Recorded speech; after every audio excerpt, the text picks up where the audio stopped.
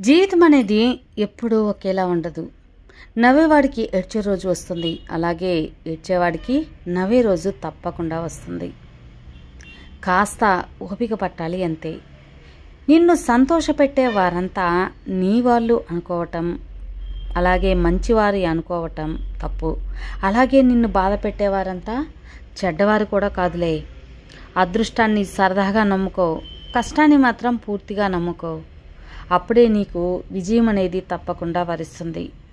పూర్తి చేయగలను అని నమ్మితే సగం పని పూర్తయిపోయినట్టే.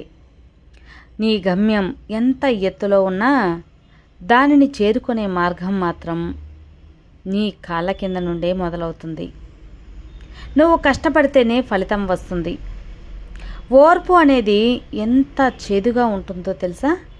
దానివల్ల వచ్చే ప్రతిఫలం కూడా అంత తీయగా ఉంటుంది. నిన్ను నువ్వు నమ్ముకున్నప్పుడు తప్పకుండా దేనికి కూడా భయపడాల్సిన అవసరం అస్సలు లేదు. భయమే భయపడేలా జీవించడం నేర్చుకో మిత్రమా. మీరంటే ఇష్టం ఉన్నవారిని ఎప్పుడు కూడా అశ్రద్ధ అనేది చేయవద్దు. ఏదో ఒకరోజు మీకే అర్థమవుతుంది ఆ విషయం. చేతిలో ఉన్న వజ్రాన్ని దూరం చేసుకొని రంగురాళ్ళకై వెతుకుతున్నాను అని అర్థమవుతుంది. గుర్తుపెట్టుకోవాలి మిత్రమా, ఆటలో ఒకరు గెలవాలి అంటే మరొకరు ఓడిపోవాల్సిందే. పోటీదారులందరినీ ఓడించాల్సిందే. అదే జీవితంలో ఒకరు గెలవాలంటే తోటి వారందరినీ ప్రేమించాలి. ఏ కారణం లేకుండా నిన్ను ఇతరులు విమర్శిస్తున్నారు అంటే నువ్వు చేస్తున్న పనిలో విజయం సాధించబోతున్నావు అని అర్థం. ఆ కారణంగా ఎదురయ్యే విమర్శలు నీ విజయానికి నాంది పలుకుతుంది. పొగడ్త కంటే కూడా విమర్శ చాలా విలువైనది. కళ్ళకు కమ్మిన ధర్మపు పొరలన్నీ తొలగించి మన లోపాలని తెలుసుకునే అవకాశం కల్పిస్తుంది. అదృష్టం కోసం ఎదురు చూడటం కంటే నీ కష్టాన్ని నమ్ముకోవడం మంచిది. అవకాశాన్ని సృష్టించుకోవడమే మంచిది. అదే సులభతరమైన పద్ధతి కూడా. విలువ కోసం విలువ లేని చోట ప్రయత్నించడం ఉన్న విలువను పోగొట్టుకోవడమే అవుతుంది. ఆ విలువ అనేది తెలుసుకోలేని వ్యక్తి దాన్ని ఎప్పటికీ కూడా సాధించలేడు. సంపాదించింది నిలబెట్టుకోలేడు. అది స్నేహమైనా, ప్రేమైనా, బంధమైనా, డబ్బైనా, ఏదైనా సరే కష్టపడి సాధించుకున్న వ్యక్తి మాత్రం దానిని ఎప్పుడూ వృధా చేసుకోడు, చేయలేడు కూడా. ఎదుటివారి ఆలోచనని గౌరవించకపోయినా పర్వాలేదు, కానీ అపహాస్యం మాత్రం చేయవద్దు. ప్రతి ఒక్కరిలో ఏదో ఒక గొప్పతనం అనేది ఉంటుంది. మనకు దాన్ని చూసే గుణం ఉండాలి అంతే. మనం దాన్ని గుర్తించాలి అంతే. దానిని అభినందించే మనసు ఉండాలి అంతే. ఏదైనా సరే పరీక్షించవచ్చు. ఏది పరీక్షించినా కానీ మనిషి సహనాన్ని మాత్రం ఎప్పుడు కూడా పరీక్షించకూడదు. మనిషి సహనాన్ని పరీక్షిస్తే అది విలువైన బంధాలను దూరం చేస్తుంది అన్న విషయం గుర్తుంచుకోండి. నిన్ను భారం అనుకునే బంధాలతో బలవంతంగా జీవించేదానికంటే మౌనంగా ఒంటరిగా ఉండటమే మంచిది. వారికి దూరంగా ఉంటూ ప్రశాంతంగా ఒంటరిగా బ్రతకటమే మేలు అనిపిస్తుంది. విలువ లేని వారితో వాదించటం చాలా మూర్ఖత్వం. వాళ్ళ మాటలకి స్పందించటం వల్ల ఎలాంటి ప్రయోజనమూ ఉండదు. వాళ్ళ విలువలను అలాగే మనం పెంచటం అవుతుంది తప్పితే మరి ఏ ప్రయోజనము ఉండదు. నువ్వు అర్థం కావటం లేదు అంటే వాళ్ళకు నువ్వు అవసరం లేదు అని అర్థం. నీ మాటలు అర్థం కావడం లేదు అంటే వారికి నిన్ను పరిగణలో తీసుకోవటం లేదు అనేదే అర్థం. నిలబడక తప్పదు. చిన్నప్పుడు దేనినైనా సరే పట్టుకొని నిలబడాలి అని ప్రయత్నిస్తారు, కానీ పెద్దయ్యాక దేన్నైనా తట్టుకొని నిలబడాలి అని ప్రయత్నించాలి. కారణం లేకుండా ఎవ్వరూ మౌనంగా ఉండరు. కొండంత బాధ ఒక్కోసారి మాటల్ని పైకి రానివ్వకుండా తొక్కిపెట్టేస్తుంది. ఎప్పుడు గతంలోకి మాత్రమే తిరిగి చూసుకోవటం, ఒక పక్కవారి జీవితంలోకి చూడటం ఈ రెండు ఎవరైతే చేస్తారో అప్పటి నుంచి నీ ఆనందాన్ని నువ్వే కోల్పోవడం అవుతుంది. నీ ఆనందానికి ఎన్నో అవరోధాలు వస్తాయి. ఒకరు తగ్గుతున్నారు అంటే తప్పు చేశారని కాదు మిత్రమా, ఆ బంధానికి విలువ ఇస్తున్నారు అని అర్థం. తప్పు చేయకుండా తలవంచకండి, నమ్మకం లేని చోట వాదించకండి. జనం దృష్టిలో గొప్పగా ఉన్నా పర్వాలేదు, కానీ నీ మనసాక్షి ముందు మాత్రం గర్వంగా తలెత్తుకుని బ్రతకగలిగితేనే అంతకంటే గొప్ప జీవితం మరొక్కటి ఉండదు. అదుపు లేని ఆలోచనలు శత్రువు కన్నా చాలా ప్రమాదకరమైనవి. సున్నితమైన మనసు ఉన్నవారు తమకు తామే శత్రువు, వారిని మోసం చేసే అంత తెలివి లేదు, మర్చిపోయే అంత బలము లేదు. అన్నిటినీ మౌనంగా భరిస్తూ బాధపడటం మాత్రమే తెలుసు వారికి. కోపంలో సమాధానం చెప్పవద్దు, సంతోషంలో వాగ్దానం చేయవద్దు, ఒత్తిడిలో నిర్ణయం తీసుకోవద్దు, అవసరం లేని చోట అబద్ధం చెప్పవద్దు, ఓడిపోయాను అని బాధపడవద్దు. ఓటమి నీకు శత్రువు కాదు మిత్రమా, మిత్రువు మాత్రమే. నీ యొక్క ప్రయత్నంలో ఏదో లోటు ఉందని తెలియచేస్తూ ఉంటుంది. ఇంకాస్త కృషి అవసరమని హెచ్చరిస్తూ ఉంటుంది.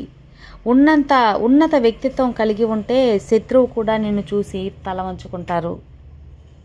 గతాన్ని ఎప్పటికీ మార్చలేవు, కానీ భవిష్యత్తును రాసుకునే శక్తి మాత్రం నీ చేతుల్లోనే ఉంటుంది అని గుర్తుంచుకో. ఉన్నతంగా ఆలోచించు, అలాగే గొప్పగా జీవించు. ఏ బంధమైనా సరే మన అని మనం అనుకుంటే సరిపోదు, ఎదుటి వాళ్ళు కూడా అనుకోవాలి. అప్పుడే ఆ బంధం బలపడుతుంది. మన బాధ బయటకు చెప్పుకుంటే తగ్గుతుంది, భారం తగ్గుతుంది అనుకోవడం పచ్చి అబద్ధం. చులకన అయిపోతామనేది మాత్రమే నిజం. జీవితంలో నువ్వు ఎవరినైతే ఎక్కువగా ఇష్టపడుతూ ఉంటావో వారి వల్లే నువ్వు ఎక్కువగా బాధపడతావు అనేది కూడా అంతే నిజం. ఇది అత్యంత కఠినమైన జీవిత సత్యం. నిజమే కదా, కాదంటారా? ఎవరో ఏదో అన్నారని పదే పదే గుర్తు తెచ్చుకొని బాధపడిపోవద్దు. నీవు ఎదుర్కొనే నిందలు, అలాగే పొగడ్తలు ఏవి కూడా శాశ్వతం కాదు అని మాత్రం గుర్తుంచుకో. ప్రశాంతమైన హృదయంతో జీవించు. నచ్చినప్పుడు ఒకలా, నచ్చనప్పుడు మరొకలా ఉండేవారికి వీలైనంత దూరంగా ఉండు. బంధాల విలువ, అనుబంధాల విలువ ఎలా తెలుస్తుందో అలాంటి వారితో ముడిపడిన బంధం కన్నీళ్లను మాత్రమే కానుకగా ఇస్తుంది. జీవితంలో విలువ ఇవ్వని బంధాలను పెంచుకోవద్దు మిత్రమా, అలాగే విలువ ఇచ్చే బంధాలను తెంచుకోవద్దు. ఒక విలువైన క్షణం, ఒక విలువ ఎప్పుడు తెలుస్తుందో తెలుసా? అది జ్ఞాపకంగా మారినప్పుడు మాత్రమే. డబ్బు అనే ఒక చిన్న రంగు కాగితం మనిషిలో ఉండే అన్ని రంగుల్ని బయటకు తీస్తుంది. ఒక మనిషి ఇవ్వాల్సిన సమయంలో విలువ ఇవ్వకపోతే తర్వాత నువ్వు సిద్ధం అనుకున్నా సరే వాళ్ళు తీసుకోవటానికి సిద్ధంగా అస్సలు ఉండరు. ఎందుకో తెలుసా? ఆత్మాభిమానం అనేది ఒకటి ఉంటుంది కదా ప్రతి ఒక్కరికి. గొంతు పెంచటం కాదు, నీ మాట యొక్క విలువ పెంచుకో. వాన చినుకులే తప్ప ఉరుములకు పంటలు పండవు అని గుర్తుంచుకో. ఈ లోకం ఎప్పుడైనా సరే మంచివాడిని మంచివాడు అని ఎప్పుడూ అనదు. మంచిగా నటించేవాడిని మాత్రం మంచివాడు అని అంటూ ఉంటుంది. మంచితనాన్ని గుర్తించే మంచితనం చాలామందికి అస్సలు లేదు ఈ సమాజంలో. నీ పగను పంచుకోవడానికి ఏ మిత్రుడు రాడు.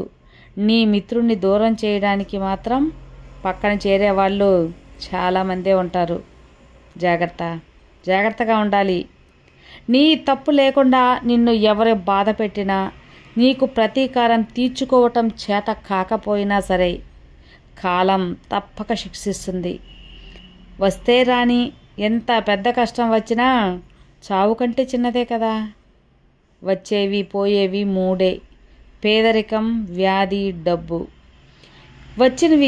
వచ్చినా పోనివి మూడే: కీర్తి, జ్ఞానం, విద్య. పోతే రానివి మూడు: కాలం, యవ్వనం, పరువు. ఇది అక్షర సత్యం. వెంట వచ్చేవి కూడా మూడే: పాపం, పుణ్యం, నీడ. గెలవాలంటే కష్టాలను ఓర్చుకోవాలి. బ్రతకాలంటే ఇష్టాలను మార్చుకోవాలి.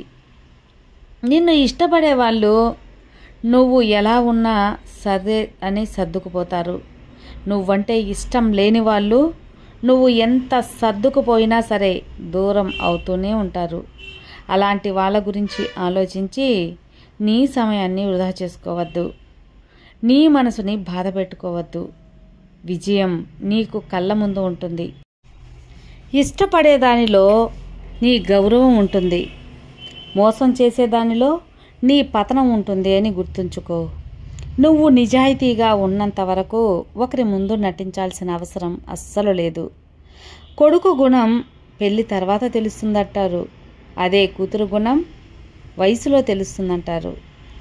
భర్త గుణం భార్య అనారోగ్యంలో ఉన్నప్పుడు తెలుస్తుంది. భార్య గుణం భర్త పేదరికంలో ఉన్నప్పుడు తెలుస్తుంది.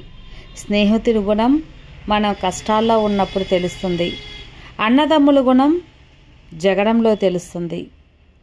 పిల్లల గుణం వృద్ధాప్యంలో తెలుస్తుంది.